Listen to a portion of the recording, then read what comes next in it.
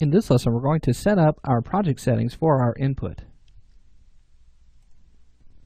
Alright, so in the last lesson we had started creating our blueprint for our character. We got a little bit of an introduction to the blueprint editor. We learned about class blueprints, and now we want to start creating the inputs for our character movement. This can be done through the project settings.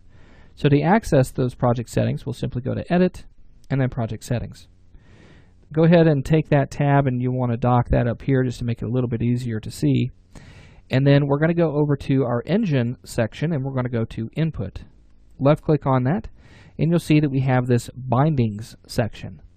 Now we have two different mappings that we can use. We can use an action mapping or an axis mapping. The first type of mapping we're going to talk about is the axis mapping, because this is going to allow us to use our movement. Now, actions would be something like firing a weapon, or would be something like jumping, or something like that. So we'll go ahead and we'll just work with axis mapping, then we'll come back to that. So let's go ahead and add our first mapping. Once we click on that plus symbol, you'll see this triangle come up, and you'll need to click on that to expand your first group. So let's go ahead and rename this, and we're going to go ahead and call this Move Forward. Hit enter on that, and then we'll expand that out, and you'll notice that it gives us the binding that we can use for this. So if we click on this, we can go through all of these different keys or bindings for the Move Forward axis. In this case, we want to use the W key. So we're going to scroll down, and we're going to find W. Now you'll notice the scale is set to +1. Whenever we press that W key, that's going to move us forward in the positive direction. Now I want to go ahead and add another, and I want to use an alternate button in this case. So the alternate button for moving forward would be up on the keyboard. And so I could go ahead and add that in. Now, depending on how you want to do this, you could go ahead and add your S key right now if you wanted to, so that way you could just take care of those.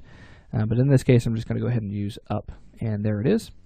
And that's going to be a positive scale of 1. So it's going to do the exact same thing. So W or up on your keyboard will allow you to move forward. All right, let's go ahead and take care of our negative direction, so moving backward. Now you might be asking, well, why don't we create a new axis for that? Well, it's not necessary, because we have this scale to allow us to use the same axis. It's forward is moving along the z-axis of the character.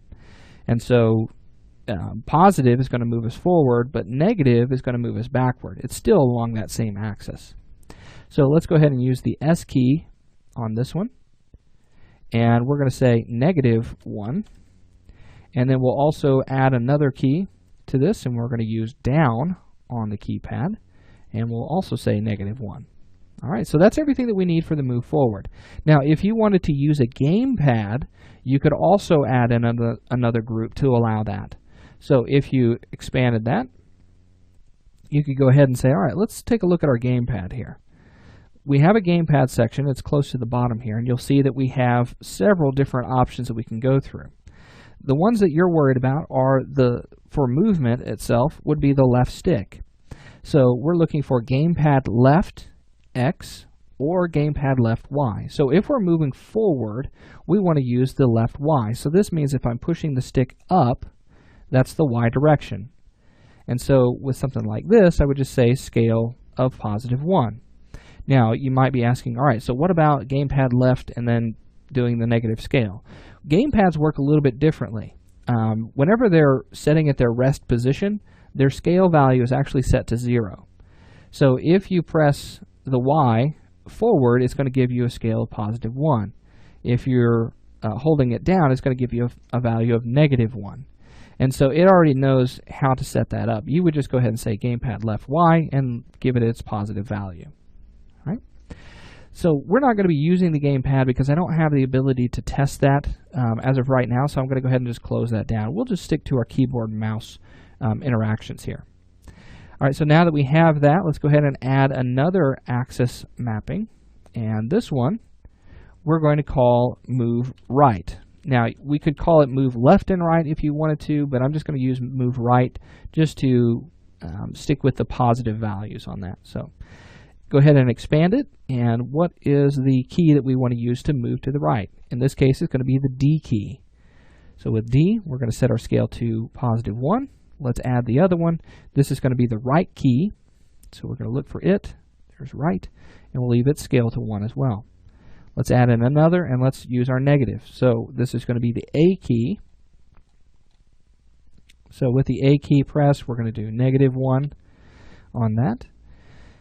And then we're going to expand that one more time. We're going to add another group. We're going to use the left key, and we're going to do -1 on this one. Perfect. All right, so now that we have that, let's go ahead and talk about how we're going to get the player to turn. So if we're using the standard first-person type of controls, WASD will allow us to move, so move forward and then strafe left and strafe right. Then we want to be able to use the mouse to look around or to turn. So we're going to go ahead and just kind of minimize those, and we're going to add another mapping, and this one we're going to call turn.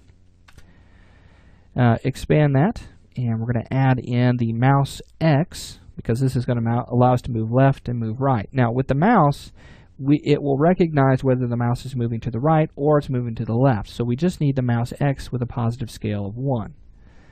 Let's go ahead and add in our look function now. So if we want to look up or look down, we want to use the mouse Y. So let's add in another group, and let's just call this look up and hit enter on that. Let's go ahead and use the mouse Y, and we're going to leave that scale set to 1. All right, so now we've got everything that we need for our movement using the keyboard and the mouse. Let's talk about creating a jump function, okay, or a jump action. We're going to go to our action mappings, and we're going to expand that. We're going to add one, and we'll just go ahead and call this jump. Hit enter on that, and then expand that.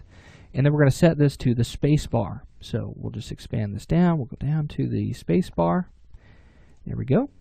Now, if you want to add this to a gamepad, let's say that you're doing this on your own, you can simply add this, another group to that, and you'll use gamepad. Let's go ahead and go down to the bottom. We're going to go down to gamepad face button. Now, there are a couple of different face buttons that we can use. You'll notice we have bottom, right, left, and top. That may not make any sense to you. Maybe you're using an Xbox 360 controller, or you're using a PlayStation controller to try and create these inputs. It's agnostic in this case. So if you're wanting to set the jump button to, let's say, the A button on the Xbox controller, you would use bottom. Or if you're trying to use the X button on the PlayStation controller, you would use face button bottom.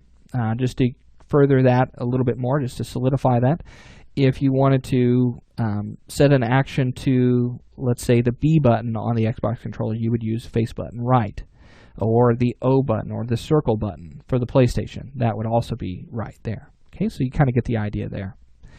All right, so we would set that to face bottom, and that would allow us to jump. Go ahead and remove that, as we're not going to be using the gamepad. All right, so now we've got all of our actions set here. Now what we need to do is we need to go ahead and basically set this to our default. We need to save this out. Now you'll notice that we have this set as default button, but it's grayed out.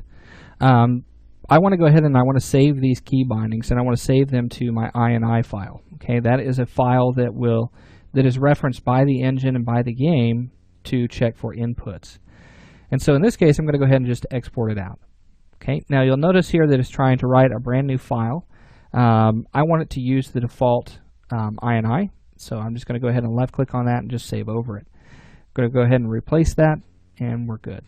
Okay, so now we should be able to access these mappings whenever we go into our blueprint and start setting those up. So we'll get into that in our next lesson.